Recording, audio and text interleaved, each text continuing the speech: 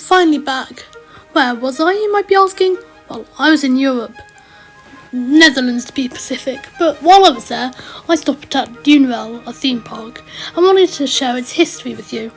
Let's get started then, shall we? The person that started the park was Philip van Zeulen van Nijvelt, born in 1898 and was a chamberlain to Queen Wilhelmina when he opened DUINRELL to the public on April 19th, 1935. This park included a tea garden in the orangery and the sheepfold becoming a restaurant.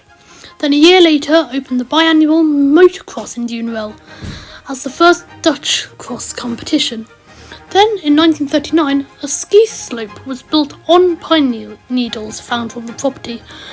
Then, after many changes in material, such as a change to plastic instead of pine, the ski slopes were destroyed in 2005.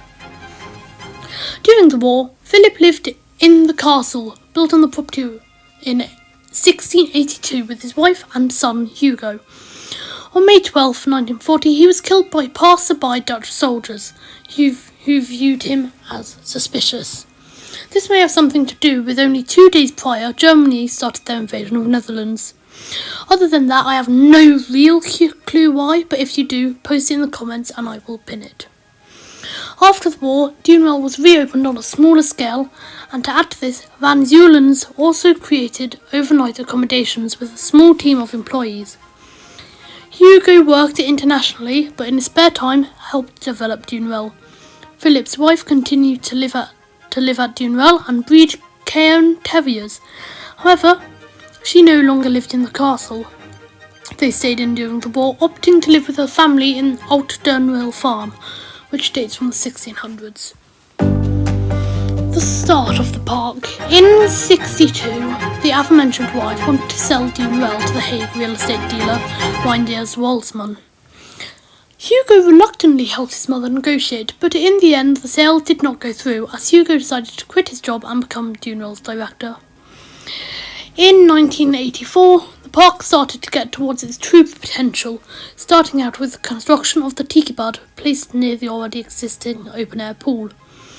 The same year the toboggan run was opened and the Kicherbaan, or frog roller coaster, was opened. The castle was destroyed a year later, but the turret was preserved and turned into the horse stable. In the middle of these events, 1978, DUINRELL created a mascot, who was named Rick the Frog, who would appear in most of their marketing and rides from that point onwards, and was shown as living in the castle area of the park. Then in 1989, the aqua swing was open, and you can see the picture on the screen. In 1990, the aqua chute was opened. 2 years later, the splash was opened, in which you ride a boat, then it slides down from a great height. In 94, the Tiki Pool started adding extensions, such as the first tube slides in the Tiki Pool and a lazy river. The slides at the time were called Family Slide and Super Slide, which were later renamed to Blue Hawaii or Blue Shark and Green Barracuda. In 1996, the attraction Water Spin was opened next to Splash. In 1997, the mascot was given its name, Rick, after the popular children's program of the same name, with a new design by Edwin D. Verd. In 2000, Hugo sold the park to his sons, who then opened Mad Mill a year later. The next year, the Batfly would open, being DUINRELL's first and last hanging roller coaster, because the ride was dismantled as the bat-shaped carts would go too fast and or slow, causing the carts to never be able to reach the station. Then they opened Shipper Hawaii in 2004. 3 years later, DUINRELL applied to create Rick's Delight roller coaster, which was rejected. Soon after this event, a blade of the Mad Mill fell onto the ground, however resulting in no injuries.